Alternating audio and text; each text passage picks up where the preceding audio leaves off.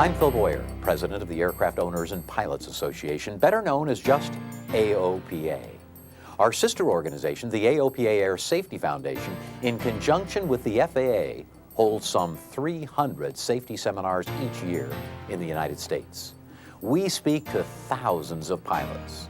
However, this video is a unique and new attempt to reach some of you who haven't been able to attend these seminars. Under a generous grant from AOPA with postage provided by FAA, this video is being sent free of charge to you and thousands of instrument-rated pilots. It's a more cost-effective way to spread the safety message. You know, we can talk to 5 times as many pilots for the same cost as a seminar. This video is filled with real-world tips about how to use your IFR skills within the air traffic control system and to deal safely with thunderstorms and other challenging weather. AOPA is proud to sponsor this Air Safety Foundation video. IFR, ATC, and you.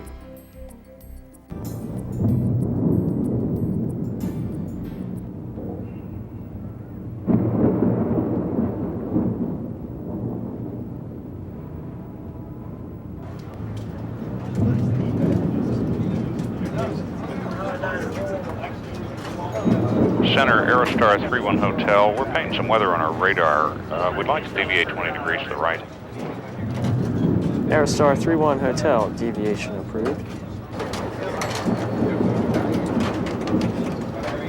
Get ready to kick in those swap routes. The convective activity to the northwest looks like it's about to disrupt the flow into Dulles and Nashville.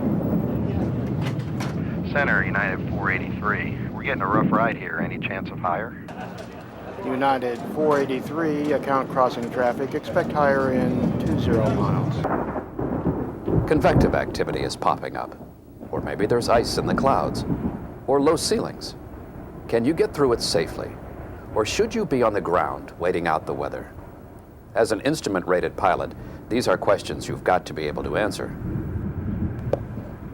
Hi, I'm Jeff Baker. If skies were always clear, pilots wouldn't need instrument ratings below the flight levels. But IFR conditions are a fact of flying. It affects everyone, from the GA pilot to the senior airline captain. As a newly rated instrument pilot, you now have the authority to fly into conditions that would have kept you on the ground before. The first few times you find yourself in the clouds with convective activity in the forecast, a cockpit can feel like the loneliest place in the world. But IFR flight is a team effort, even if you're by yourself in the airplane. It involves everyone from the pre-flight briefers you speak to on the ground to the key players you work with while en route, air traffic controllers, or ATC. Cherokee 88 Alpha, suggest a deviation of 30 degrees right. This is the Washington Air Route Traffic Control Center, or ARTCC, in Leesburg, Virginia. It's an early summer afternoon, and that means air mass thunderstorms are going to be firing up. Air mass thunderstorms aren't associated with any front, and that's what makes them so unpredictable and potentially dangerous. Every part of the country has its own weather idiosyncrasies. In this area, it's the orographic lifting over the Appalachians that keeps things interesting. It can fire up a thunderstorm just about any afternoon in the summer, and snow showers in winter. When you're flying IFR through conditions like this, or any hazardous weather, ATC can help you stay out of the nasty stuff, spotting returns, providing vectors around weather, passing along pilot reports. But the fact is, there's no magic wand here on the ground to get you through bad weather, or even see where it is all the time. That's why you need to know about weather and about the capabilities and limitations of the ATC system to be a safe, effective IFR pilot. This presentation covers key elements in the planning and execution, the strategic and tactical phases of IFR flight that all PICs should practice. Like the pilots we'll meet here shortly, they're planning a trip from here at Dulles International Airport to Bradford, Pennsylvania in a Beech Debonair. In a short while, we'll follow their flight and see how they deal with the challenges of IFR flight through skies percolating with convective activity. Of course, flight planning starts well before you get to the airport.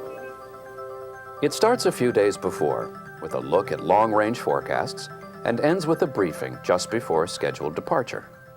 This is the strategic part of flight planning, getting all the relevant information about the weather conditions, the raw material that goes into making the go, no-go decision. That's really the essence of the strategic part of flight planning.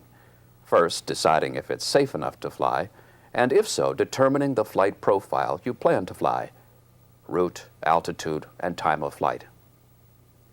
Whether you're a new instrument pilot or an ATP, good strategic flight planning requires answering the same 4 basic questions. What's the big picture like, the system driving the weather? Are there any hazardous conditions I need to know about right off the bat? What is happening right now along my route? And what, as best as we can figure, will the weather be doing when we propose making our flight? The strategic process starts with the big picture. This is derived from a daily look at the Weather Channel. Here you can track the progress of weather systems well in advance of your flight. You'll have a general idea of what the weather will be doing on any given day. Then, as takeoff time approaches, you can use other sources to provide detailed information. Many pilots supplement their big picture with information from online sources, such as DUAT's or AOPA's website. Here you can get surface analyses, forecast graphics, radar and satellite imagery, and of course, text. Text provides detailed information while graphics fill in the gaps to form a complete picture. Armed with this information, a call to flight service adds another layer of information. You'll get a briefing for your route and the latest PIREPs and NOTAMs. Some pilots like to file their flight plan at this time. Others prefer online filing. Good morning. This is Debonair 1588 Sierra. I'll be flying IFR from Dulles to Bradford, Pennsylvania with departure in about 3 hours, and I'd like to get a standard briefing for the route. That's a lot of information to keep track of, so it's best to have some sort of system to record it. Air Safety Foundation flight plan forms divide the weather briefing into sections that cover each weather question. It's an ideal template for gathering the information you need to make strategic decisions. Here's the bad stuff we want to know about right away. Adverse conditions, the big picture, the synopsis, and current and forecast weather. And the better you are filling up all this nice white space with information, the better you'll be able to create a 4-dimensional picture of the weather, not only in space, but in time, how it's changing, and how fast. When you get a briefing, the briefer types in your departure point and destination, and the computer automatically brings up the weather for departure, destination, and route, along with current and forecast conditions. This is called a CAVORIS system. Briefers can see showers and convective activity on it. The weather images are almost live. There's about an 8-minute delay. It's not as good as live radar, but that's coming down the line. Briefers summarize all the surface observations from reporting stations within 25 miles of the route. The route parameters are preset in the computer. The parameters can be changed, too, expanded out to 50 miles on either side of the route, for example. Briefers also have area forecasts and weather radar imagery at their disposal. But how do you know if the forecasts are accurate? Pilots need a way to validate the predictions. That's why determining current conditions is one of the 4 keys to a good briefing. Not only conditions along the route, but more important, where's the bad stuff now? Yes, well, if that weather's moving in from the west, where's the leading edge at this time? Current conditions provide a base for comparison, either with later briefings or weather encountered en route. Are conditions deteriorating as predicted? Are areas of ground fog persisting longer than expected? Today, our pilots want to know how things are progressing in Cleveland, Toledo, Columbus, and Dayton. That's where the weather has to pass before it reaches Bradford. Compare the METARs and TAFs, the hourly sequence of forecasts for the airports. Did the weather appear on time as forecast, or did it arrive early or late? Getting this information will give you a better picture of the weather and how it's likely to affect your route. You may be flying into areas where weather has already arrived, or taking off into a low overcast on a drizzly day. You still want to look beyond your route. Where's the front of the high-pressure system behind it? or how far on one side or the other of your route. If it's more than 2 hours before departure time, briefers aren't required to give current en route weather, but ask for it when IFR or marginal conditions are forecast to prevail. Next, you'll want a final look at the weather just before takeoff. Many FBOs provide terminals such as this one, where you can get the same information you got at home. Although this is a supplemental briefing, make sure you take a good look. For most pilots, it's the last time they'll have graphical information before they land. Something to keep in mind anytime you're getting radar images off the web. Get the national composite image first, before you look at individual radar sites. That way you'll be suspicious if an individual site doesn't show weather you saw on the national composite. But raw information isn't going to help unless you know what it means. You've got to be able to interpret as well as acquire the information. You've got to develop a three-dimensional view of the weather because so much of it is influenced by what's happening in the upper atmosphere. Be aware when you start your preliminary weather planning that the Weather Channel and weather maps in newspapers are only concerned with surface weather. If you want a real synopsis of what's going on, you have to know what's happening at altitude too. We know that upper-level winds generally flow from west to east. But the winds don't flow in a straight line. In some places, the flow swings south, in others, north. The flows that swing south are upper atmosphere troughs. The ones that swing north are upper atmosphere ridges. These curves affect the weather going on underneath them. An upper-level trough tends to make the weather underneath worse, and a ridge tends to bring good weather. The best source of information on upper air movement is the 500 millibar or 18,000-foot chart. It clearly shows the airflow pattern at altitude that's affecting the weather below. Without upper air support, such as a trough, surface lows may be relatively calm. A trough can also bring clouds and precip to an area that shows no frontal activity on the surface charts. To make sense of all this and understand how changing atmospheric conditions may affect their flights, instrument pilots have to be part-time meteorologists. Well, admittedly, most pilots don't care anything about meteorology. All we care about is answering the question, can I make it? Can I get where I'm going? Well, that's something that no briefer can tell you, because even if they know the weather, they don't know the capabilities or limitations of you as a pilot or your aircraft. That's why you have to be able to interpret meteorological information for yourself. Making the right go, no-go decision on the ground is important. Even more important is continued evaluation of that decision in flight. Here, the challenge is deciding whether to continue, divert, or return. Our flight crew was certainly prepared for the challenge. After determining conditions supported a go flight decision, they came to the airport ready for the tactical portion of their plan.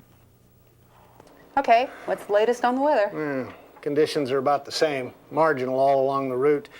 3 to 5 in haze most of the way, and the forecast calls for the possibility of thunderstorms in the area until 2300 Zulu.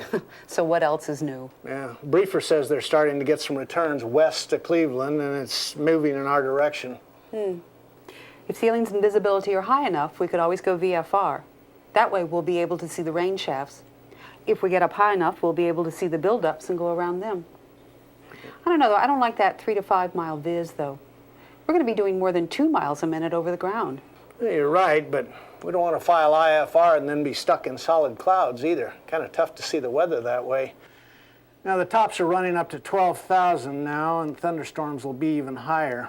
Good news is the ceilings are broken. So if we file for 10,000, we may be in the tops from time to time, but at least we should be able to eyeball the nasty stuff. Right you are. What about the freezing level? Yeah, good question. Let's see, 17,000 is the lowest it gets. Okay. Sounds good to me. It's definitely going to be cooler up there. And we'll be able to avoid most, if not all, of the haze. Now, if I can just keep us out of those clouds with hard edges, well, we should have a pretty good ride. Let's analyze the key elements of their planning. I don't know, though. I don't like that 3 to 5 mile viz, though. We're going to be doing more than 2 miles a minute over the ground. What's the relation of speed to weather avoidance? Of course, it can help you avoid the weather. If the forecasts are correct, their debonair will be safely tied down before the weather hits, while a Cub flying the same route would probably find the convective activity blocking its path. But when you're trying to dodge weather and deviate around buildups, speed can make maneuvering around what you see more difficult. Consider speed and maneuverability when formulating your plans. And you always have the option of pulling back the power and reducing cruise speed. Remember, as in VFR, see and avoid is the best anti-collision strategy for dealing with convective activity. Now the tops are running up to 12,000 now, and thunderstorms will be even higher. Good news is the ceilings are broken. So if we file for 10,000, we may be in the tops from time to time, but at least we should be able to eyeball the nasty stuff. Right you are. Oh, what about the freezing level? The Mark I eyeball remains the best weather avoidance tool aboard any GA aircraft. Pilots should try to fly at altitudes where they can see the weather. But sometimes, cumulus clouds can build faster than you can climb. You'll need a plan if you can't stay on top. And if you fly high enough, you may run into the freezing level. You'll need an exit strategy if there's a chance of encountering icing. Know where the freezing level is, even if it's nowhere near your cruising altitude. It can help indicate whether a thunderstorm is likely to produce hail by its relation to the cloud tops. If there is a possibility of hail, avoid flying under anvils. This will generally involve deviation to the southwest, but make sure to give that side of the storm a wide berth, because that's the quadrant where the tornadoes form.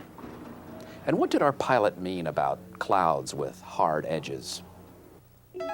A cloud's appearance can help indicate its character. The harder the edges, the nastier the ride. For example, stratus clouds, characterized by their flat, layered look, indicate smooth air, with the downside of poor visibility because of lack of air circulation. Cumulus are marked by vertical development. If the edges are wispy and indistinct, the ride will be bumpy, but not hazardous. Cumulus clouds on their way to becoming thunderstorms can build at more than 3,000 feet per minute and can give a very rough ride. Hard cauliflower edges and defined anvil tops are characteristics of the turbulent cumulonimbus, definitely a cloud to be avoided. As is this, an altocumulus standing lenticular cloud, only found in mountainous areas, usually on the lee side of a range. These have the hardest edges of all clouds and indicate extreme turbulence, especially below the cloud. What about flying the route VFR? Does that seem out of the question on a day like today? With isolated cells developing, the see and avoid method of making sure you don't collide with a thunderstorm can work out, and it's perfectly legal, especially if, as an instrument pilot, you're prepared to get an IFR clearance if conditions require it. But filing IFR for an altitude that will keep you out of most of the clouds is even better. Now, with a forecast like this, some pilots would have scrubbed the mission before planning ever got this far. Making that call is part of what being PIC is all about. Make sure you know what's waiting at the other end of the flight, too. Review approaches before you leave the ground so you know what to expect. A 600-foot ceiling can be a piece of cake if there's an ILS, but a non-precision approach may result in a miss. Okay, I filed via Martinsburg, then Victor 501 Phillipsburg, and Victor 265 Bradford Direct. So if we leave within the hour, we should be able to stay ahead of the weather. Or we can always deviate to the east if the weather develops sooner than forecast. They have an ILS to runway 32 with minimums of 250 and half mile. And a VOR to 14, and that's 401 mile. Yeah, so either way, we'll get a crosswind. Yeah, that's the story of my life. Well, let's see. Cleveland Center handles the approach. You know, it looks like the airway is pretty much in alignment with the final approach course, so they should be able to give us a straight in. Yeah, and if we're working weather, there's a DME arc to final there. Uh-huh. Being able to talk things over before the flight is one of the advantages of having a co-pilot. Discuss what-ifs and plan for ways to get out. It's a lot easier to think about it on the ground, and having determined your options makes you feel more comfortable in the air. Updating the plan in the air will help to keep you in the comfort zone. Even if you're flying alone, try to have this same kind of dialogue with yourself. Ask yourself why you selected a route or altitude or alternate. Where will you go if you have to divert only midway into your flight? One word of caution. If you're carrying passengers, it's best not to go through this dialogue out loud. They usually don't like the idea of flying with pilots who talk to themselves. It goes without saying, you need to know how to operate the avionics and other instrumentation you'll depend on during the flight. Yet if you fly IFR and don't know the capabilities and limitations of the air traffic control system, you're flying with instruments and equipment you don't know how to use. We'll highlight these capabilities and limitations during this flight. It's about 180 nautical from Dulles to Bradford by the route that they're plotting. A lot can happen in 180 miles, especially this time of the year. Let's check for some alternates just in case. Right, with good instrument approaches. Okay, well, let's see. We've got Dubois, about 40 nautical south. It's got an ILS. Although with that weather to the west, we may need something more easterly. Oh, well, there's always University Park. Ah, yes, your old alma mater, as I recall. Roar, Lions, roar. And even further east, there's Williamsport. Yeah, well, looks like we're about ready to go then. Almost. Now, what about weather updates along the route? Don't forget Bradford's non-towered. Right, they have an ASOS. And Cleveland Center controls their airspace, which means their radar may not show the nasty stuff we're trying to avoid. You're right. We should plan on getting an update with Flight Watch before the descent. I'd say just after we switch to Cleveland Center, northwest of Phillipsburg. Not many pilots pay attention to these little blue zipper lines that zigzag across charts. They show which center controls the airspace. And not many pilots can tell you where an approach facility's radar coverage ends and a center's begins. What does it matter whose airspace you're flying in? When you're concerned about weather, it can make a big difference because of the capabilities and limitations of different ATC facilities, as we'll see. Is it approach control radar? Center? Is it an area of fringe coverage? Or practically right under a radome? All of that can matter when you're looking for precipitation. Okay, I'll just check in with the office and then give flight service another call. I'm going to supervise the fueling. I'll see you out there. Okay. We're going to follow their flight and see how they utilize the resources in the cockpit and here on the ground to deal with the weather. Great. Thanks. See you next time. Hey, what's the word? Okay, the forecast for Bradford's still calling for 5 miles in haze and a 30% probability of 600 feet and 1 mile visibility in thunderstorms for our arrival time. The en route forecast still the same? Yeah, unstable air is the main factor. Getting some radar echoes just east of Cleveland and also some near Youngstown. Okay, well, we're going to definitely want to check in for weather updates along the way then. Now, you sure you're comfortable going in this stuff? Oh, sure. We'll get some help from the ground, and if we don't like it, we can always turn around or divert. Okay, well, let's get going, because the longer we wait, the higher the tops get. Their Beach Debonair is equipped with basic IFR equipment. No storm avoidance gear. The fact is, the only electronic radar or storm avoidance equipment most GA pilots have is right here on the ground, ATC. And it has some definite limitations. Clear, prop!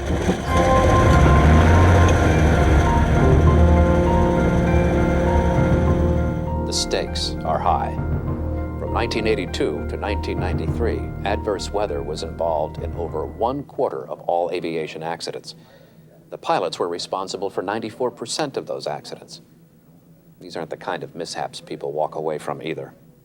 If you discount wind accidents, about 75% of weather-related accidents involve fatalities, and most occur from March through September. Here are some other facts about weather accidents to keep in mind.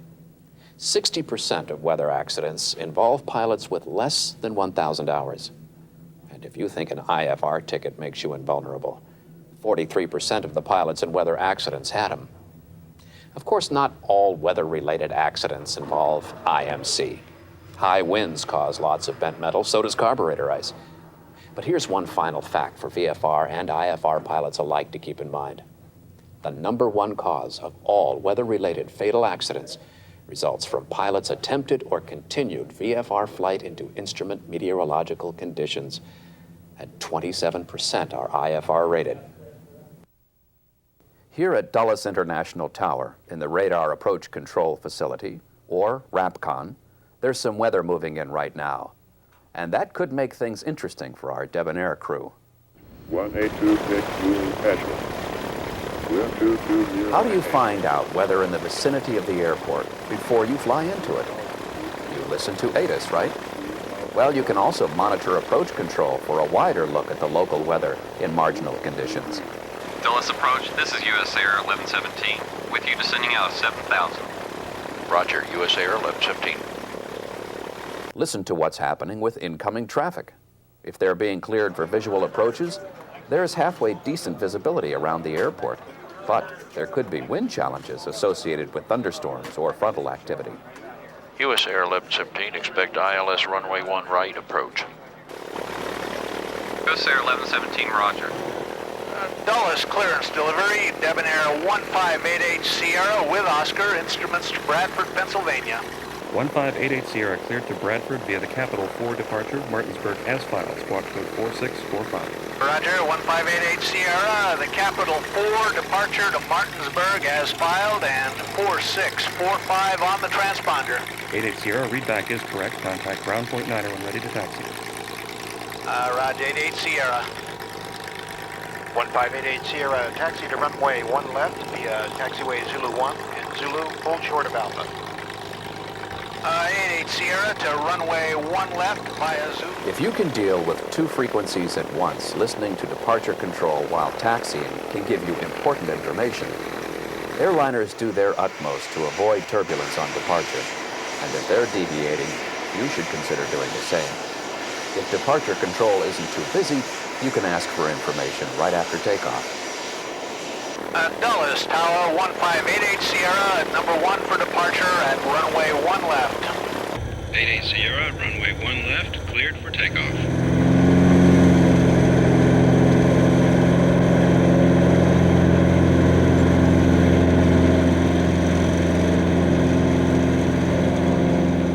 Sierra, contact departure. Over to departure, 88 Sierra. Dulles, departure, 1588 Sierra, climbing through 1,100 for 4,000. 1588 Sierra, radar contact, altimeter 29906. This is the Dulles RAPCON radar room. If you're under departure control, you're being monitored in a facility like this. The screens the controllers are looking at are called Plan View Displays, or PVDs. They show the returns from a radar installation on or near the approach control's associated airport. PVDs are the controller's eyes. Most approach facilities have ASR-9 radar. ASR stands for Airport Surveillance Radar. ASR is designed for short-range coverage around an airport. Its primary purpose is tracking aircraft, but it can detect some precipitation too. And that can be a big help on days like today. 88 Sierra, climb and maintain 8,000. 88 Sierra, up to 8,000. Every radar blip has an N number, a computer code number, an altitude, and a ground speed based on history. On these screens, controllers can see precipitation coming that's going to impact the facility. And based on what they see, they can change standard arrival and departure routes to work around the weather. Delta 34 Heavy, when able, direct manning, then resume adjacent to arrival. Ground-based radar has limitations. Among them, radar has a tough time penetrating heavy precipitation. That's because of attenuation, which leads to an incomplete radar return. What's behind the blind spot? Blue skies or tall, dark, and ugly ones? By putting together what a pilot reports seeing with what's displayed on a PVD, pilots and controllers can get a more complete picture. Approach 88 Sierra with a request. Go ahead, 88 Sierra. Yeah, at some point before you hand us off to Washington Center, can you tell us if you're showing any convective activity along our route? What's the matter? You don't like Center's radar? Sure, but I like yours even more. I'll sneak a peek for you before we hand off. Why does the debonair crew care whose radar they use? Because not all ATC radar is created equal. ASR-9, as I mentioned, was designed to track airplanes. But Approach Control's ASR-9, even with its limitations, is better at seeing weather than Center's long-range radar. And it's much more accurate in pinpointing areas of precipitation that may be associated with convective activity. Unlike more limited radar at en route centers, ASR-9 can detect 6 levels of precipitation that correspond with National Weather Service VIP for video integrator and processor levels. The higher the VIP level, the more precipitation and the greater possibility of turbulence associated with precipitation. Controllers can select any 2 levels for simultaneous viewing, so the display can be set optimally for the intensity of the activity. The lower levels are displayed as a light green area and the high levels as a brighter green. You can see the difference it makes in definition of the returns. General aviation pilots should avoid any precip area greater than level 2. Approach controllers can usually advise which levels they're painting, but remember 2 things. A level 2 shower can build to level 3 or greater within minutes. Turbulence is often encountered where no radar return is seen. When discussing radar returns, pilots can also ask the direction of movement and if the precipitation appears to be building or diminishing. The reason our pilots called approach control for a look at what's ahead is because they want as accurate a look at what's happening as possible. At some point before you hand us off to Washington Center, can you tell us if you're showing any convective activity along our route? And they won't be able to get that same level of definition from Center's radar. The fact is, there's a lot of information available from ATC. For example, pilot reports. This source can be extremely beneficial simply because a report of visually observed weather from an experienced pilot is going to be more accurate than that received from a radar system. When certain weather conditions exist or are forecast, controllers are required to solicit pilot reports on the weather. Pilot reports are forwarded to the local flight service station for dissemination. PIREPs are also retained near the controller's position, so the information can be given to potentially affected flights. Ask controllers for any PIREPs available for your route of flight. But rest assured, even if you don't ask, controllers will often provide general advisories of weather that could affect specific aircraft. Baron 479er, there's an area of level 4 weather, 12 o'clock, 10 miles, 4 miles wide, moving east. 479er, can you give us vectors around the area? 479er, suggest heading of 170 degrees. Turning to a heading of 170 degrees, 479er. Controllers make traffic management look pretty simple, but it's a real high-wire act. And like any precision performance, flying, for example, it requires practice. All the controllers undergo recurrency training, duplicating situations of heavy traffic identical to what they see and deal with on a day like today. Debonair 1588 Sierra, I'm showing scattered level 1 returns ahead from your 10 o'clock to 2 o'clock, but no convective activity at this time. Connect Washington Center on 134.15. Have a good flight. When you're en route and an approach controller tells you to contact Center, you talk to someone in a facility like this, an ARTCC, or Air Route Traffic Control Center. This is Washington Center in Leesburg, Virginia. Washington Center, 1588 Sierra at 8,000 feet. 1588 Sierra, climb and maintain 10,000, 10,000, altimeter 29093. An ARTCC is a lot bigger than an approach control facility. The radar is different, but the mission is the same. Keeping planes separated is number 1. Keeping them out of weather comes after that. Like the Dulles facility, the backbone of the system is the controller and his or her PVD. The radar at Center is an Air Route Surveillance Radar, or ARSR. Each controller has a slice of sky. Usually the section is defined by vertical and horizontal boundaries, that is, altitude as well as length and width. That's why you may be told to contact a different frequency when flying over the exact same area at different altitudes. Every plane being tracked is tagged. The data boxes are formatted a little differently than on approach control's radar. Each has a flight or N number assigned, and actual altitude, destination, and ground speed. The data box also indicates whether an aircraft is climbing or descending. To keep screen clutter down, Not all the aircraft are shown on PVDs. Centurion 8902, descend and maintain 4,000. Down to 4,000 for Flight progress strips track each IFR flight the controller is handling. Unlike RAPCON's ASR, Center's Air Route Surveillance Radar can see out 200 to 250 miles, but it's more limited than approach radar for seeing weather. Washington Center, this is Piper 73 Juliet. Go ahead, 73 Juliet. Are you showing any weather up ahead on our route? Right now I'm getting some returns from that area, but it could be just an inversion. Our screens aren't too sharp when it comes to spotting precip. I do have some active returns, but they're not going to be a factor on your route. On Center's PVD, level 1 or lighter precipitation is depicted by these slashing lines. Heavier weather is indicated by the little H's. It's not just that ARSR doesn't see weather very well. Sometimes it thinks it sees something that's not there. All radar is subject to certain errors.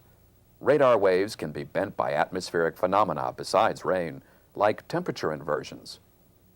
Temperature inversions can cause the radar to give false returns and make it think it's seeing precipitation. Controllers learn to interpret most of the false returns. Computer enhancements to the radar image have improved the ability to tune out ground clutter and atmospheric-related false returns, but it still occurs. These cross-hatched lines show the returns from two different sensors. If H's show up in these cross-hatched areas, it's probably actual weather. Some of this stuff you wouldn't want to go through in a battleship. 88 Sierra, contact Cleveland Center on 124.32. 1588 Sierra, Cleveland on 12432. Controllers can adjust the brightness and superimpose the aircraft track and the weather radar returns simultaneously for easier viewing and vectoring, or advising of weather in relation to the aircraft. But unlike the 6 levels of contrast available with Approach Control's ASR-9 radar, Center's radar has only 2 levels. Cleveland Center, Debonair 1588 Sierra with you at 10, that's 10,000. Roger, 1588 Sierra, Bradford altimeter 2991. Be advised you've got an area of weather about 5 miles ahead. Cleveland Center, this is Cessna 89er Tango with a request. Go ahead, 89er Tango. We're starting to get some pretty good rain here. Are you showing any significant weather between us and University Park? 89er Tango, our radar isn't very good for picking up weather, and that is in the fringe area of our coverage. Roger, Center, 89er Tango. I know what you're wondering. If controllers have all this great information, how come they can't share it with me when I'm in IMC trying to pick my way through weather? A couple of reasons. First, controllers aren't trained to be meteorologists. Another reason, the issue of liability. The FAA doesn't want to be held responsible in the event of a subsequent mishap. That's also why FAA forecasts are conservative and often filled with doom and gloom whenever there's a possibility of significant weather occurring along your route. If the forecast calls for clear skies and someone bends some metal after stumbling into unexpected IMC conditions, that forecast could be deemed partly responsible. That built-in negative bias in the forecast is another reason that you have to be proficient at interpreting weather data yourself. The same goes for telling you which way to turn when you're rocking in the clouds. Workload permitting, if controllers see you heading for convective activity, they'll often make suggestions on headings to take for weather avoidance. They'll give vectors through wide gaps in activity or to avoid the area completely. But to get more specific information, you have to know how to ask, because the way you frame your questions to ATC affects the level of information you receive. Center, 26 Hotel, we see 2 cells, one at our 12 o'clock and one at our 2 o'clock, with what looks like about a 20-mile gap between them. Does your radar agree with that? 26 Hotel, I see the weather you're referring to, but the gap looks more like 12 miles. If controllers aren't offering suggestions of their own, see if they'll agree with yours. Frame questions as statements that controllers can confirm or contradict based on what they see on their radar. But remember, a controller's primary responsibility is traffic separation, and that keeps them pretty busy, especially in bad weather, when you need help the most. Center, this is United 1124 We'd like to deviate 20 degrees left for some buildups. The combination of convective activity and deviation reports signals that a lot of pilots are going to start looking for smoother routes. If you need a deviation, ask for it. But obviously, controllers can't let planes go wherever they want. There's other traffic out there too. So for pilots, getting where you want to go as directly as possible may require a little horse trading. Cleveland Center, 88 Sierra. We'd like to deviate 20 degrees west to get around to buildup. Negative 88 Sierra. Conflicting traffic ahead. I'll need you in course or a right turn. That won't work for 88 Sierra. We really need a left turn. 88 Sierra. If you want to go to the west side, I'll have to climb you to 12,000. We're about 10 miles for converging traffic. Okay, we can live with that. 88 Sierra.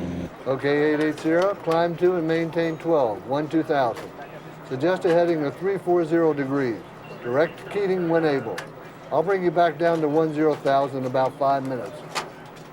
88 Sierra, out of 10 for 12,000 on a 340 heading. Direct Keating when able.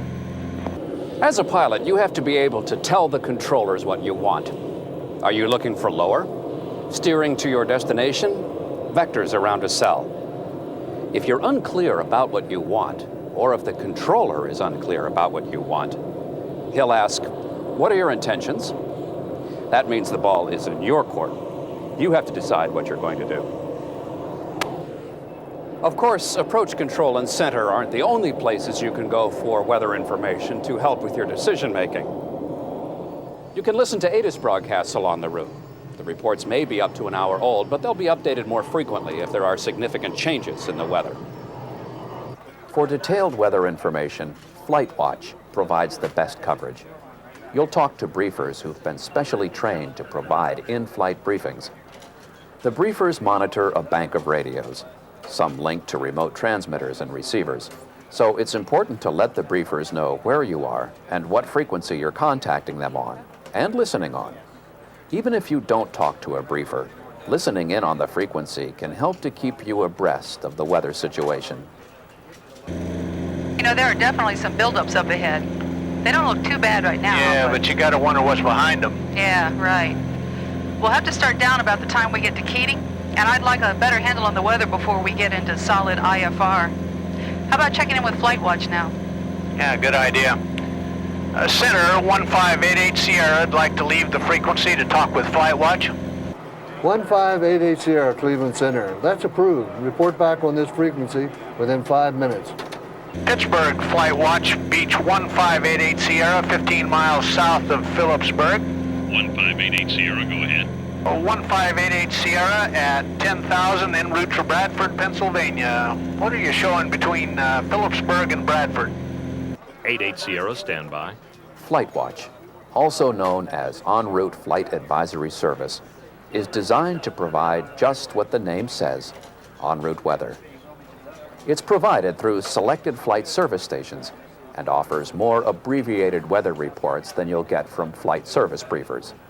It's available from 6 a.m. to 10 p.m. every day at altitudes from 5,000 to 17,500 feet. State your position relative to a nearby airport or navigation facility on your initial call-up. This assures the briefer knows which transmitter to use to answer. And even more important, they know where you are relative to the weather on their radar screens. 88 Sierra, Bradford's latest automated observation is wind 200 at 5, visibility 4 in haze, 4,000 scattered, temperature 29er, dew point 20, altimeter 3002. The radar shows a line of level 4 to 5 showers about 50 west of Bradford, moving to the northeast at 15 knots. Between you and Bradford, I show a few level 1 cells, but that's about all at this time. What's the movement on those cells, and are they building? They're moving northeast and appear to be holding steady at level 1. The heavier precipitation is building, but it's still to the west. Yeah. Do you have any pilot reports for the area? I have one over Williamsport, but that won't do you much good. Nothing at all for Phillipsburg or Bradford. File a PIREP, even if the briefer doesn't solicit one. Reports of good conditions can be just as useful as reports of a bad ride.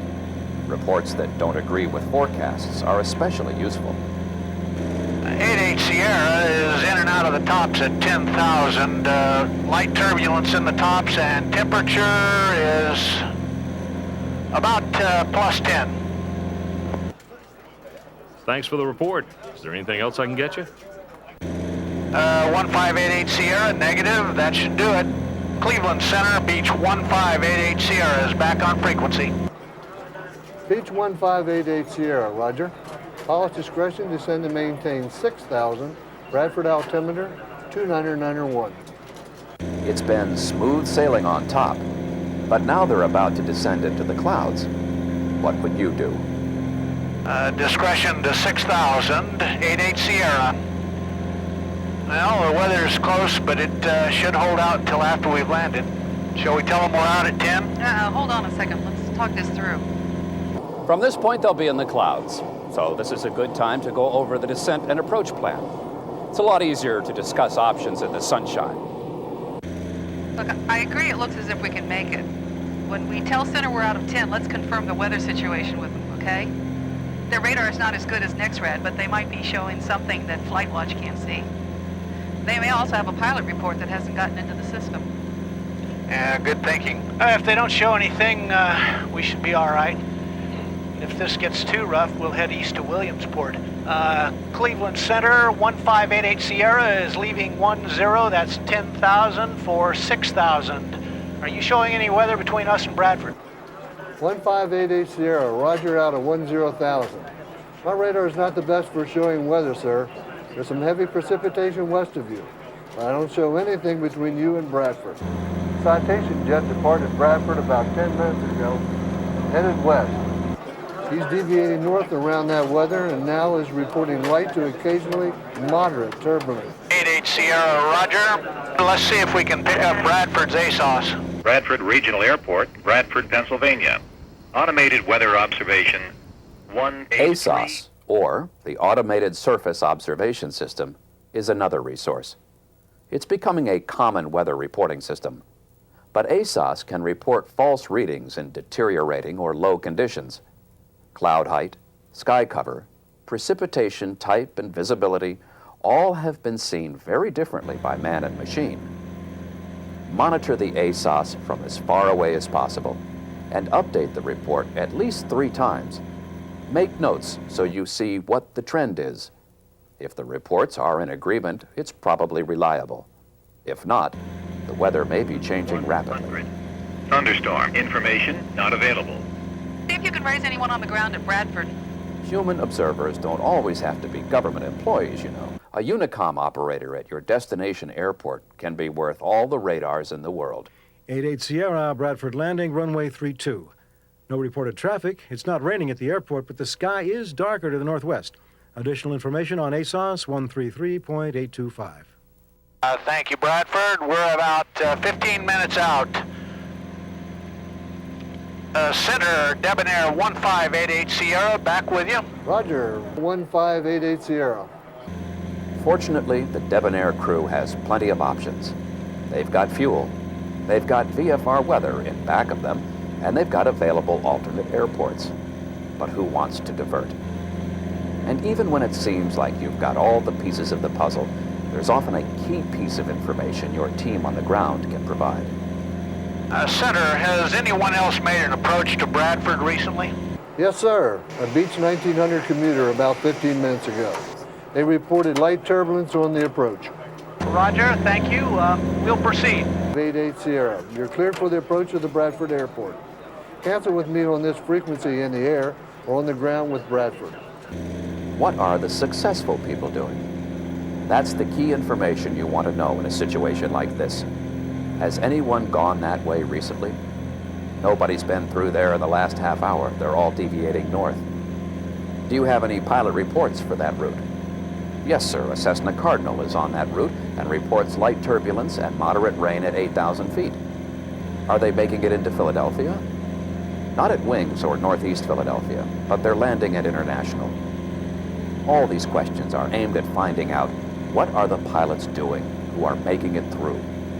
If you ask correctly, ATC will provide information they might not otherwise offer because of liability issues. And remember, the only thing certain about weather is that it will change. A successful deviation route could be better or worse when you get there. Remember, whatever the decision height or minimum descent altitude printed on the chart, you are free to make your own minimums more conservative. Down to minimums in IMC is not necessarily the best place for a low time or rusty instrument pilot. 1588 Sierra cleared for ILS 32 at Bradford. Successful flights begin in the strategic pre-flight process.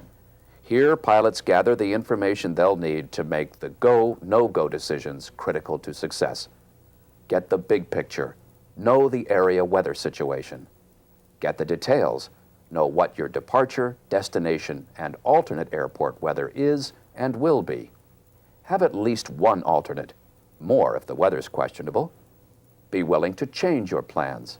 Be adaptable. Once you're in the air, it's time for tactics. Use all your resources. Use your eyes. Where is the weather? What do the clouds look like? Would a change in route or altitude allow you to see better? Use your ears. Decrease radio frequency congestion.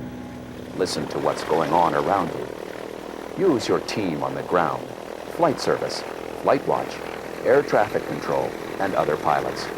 And be willing to give information as well as receive it. Make PIREPs, even when the weather's good. All right. Yeah. All right, just wanted to let you know everything went just fine. See you out front. Thanks, bye. They're going to meet us out front in 10 minutes. Boy, that was really easy. Yeah, nothing to it, right? Yeah. And everybody makes such a big deal out of weather flying. Make no mistake about it. Weather flying is serious business. But it's also a team sport. You've got a whole crew to call on. But you are the captain, so get to know the team. Work the system. Ask the questions. Get the assistance you need. Take advantage of the services. And practice. File IFR, even in VFR weather. Get en route briefings. Monitor ATIS and ASOS along the way. That's what working with ATC is all about. Use your skills and capabilities, along with all the resources at your disposal, and you'll enjoy safer, more efficient instrument flying. This video is a new way of giving safety information to pilots across the nation. We think it's a unique way to spread the safety message. And safety is very important to all of us. AOPA was founded in 1939 to make flying safer, more affordable, and more fun. A decade later, the AOPA Air Safety Foundation was established. The AOPA Air Safety Foundation was created for one purpose. That's to make general aviation easier and safer for all pilots. And we're proud to have played a part in reducing general aviation accidents by nearly 75%. We do this in a variety of means that includes research, safety seminars, and producing publications like this one. And all of this is funded by contributions from pilots like yourself. Once you're finished with this tape, please pass it along to another pilot to share this safety information. And to help us and the FAA with more safety projects like this one, please fill out the survey card that came with this video. If you'd like to know more about AOPA or the AOPA Air Safety Foundation, please call us or visit our website. And safe flying.